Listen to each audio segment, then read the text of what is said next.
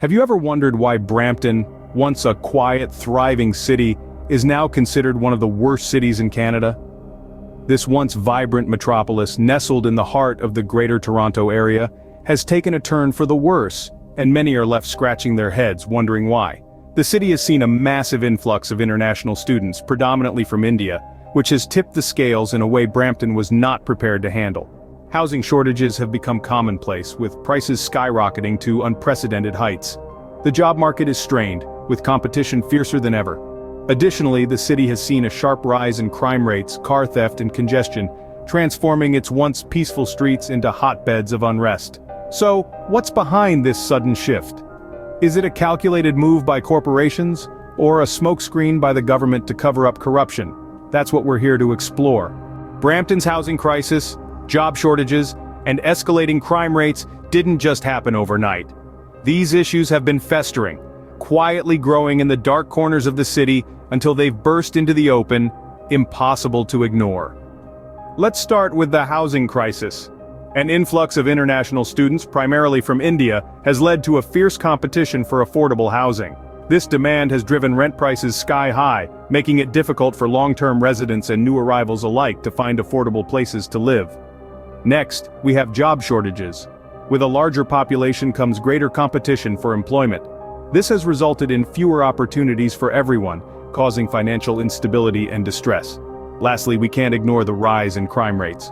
From car theft to more serious offenses, the city has seen an alarming uptick in criminal activities, creating an environment of fear and insecurity. These problems are real and they're affecting every resident of Brampton. But what's causing them? Let's dig deeper. Could corporations be pulling the strings behind the scenes, deliberately inviting a massive influx of immigrants to lower living standards? A thought-provoking question indeed. Let's delve into it, shall we? Some theorists posit that corporations could be influencing immigration policies to tilt the labor market in their favor. By inviting an abundance of skilled workers from abroad, particularly from India, they create a labor surplus. This oversaturation, in turn, puts a downward pressure on wages. After all, with more hands on deck, each pair becomes less valuable, right? Moreover, this influx of immigrants intensifies competition for resources. Housing becomes scarcer, leading to skyrocketing prices. Job opportunities become more elusive and the scramble for them fiercer. Highways become congested, and car thefts and crime rates escalate. But is this all a part of some grand corporate scheme? Are corporations the puppeteers pulling the strings of our society from behind a curtain? But is it all a corporate game, or could there be another player in this complex situation? Is the government using this crisis to distract from corruption?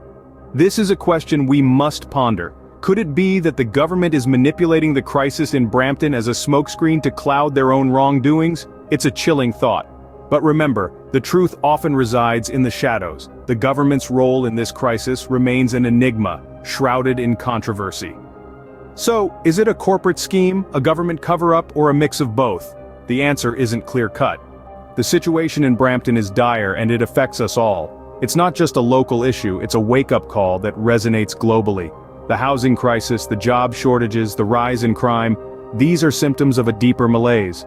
It's time to question, to understand, to engage in meaningful conversations about our cities and our futures. Think about it, talk about it, and let's find a solution together. Because Brampton's crisis today could be any city's crisis tomorrow.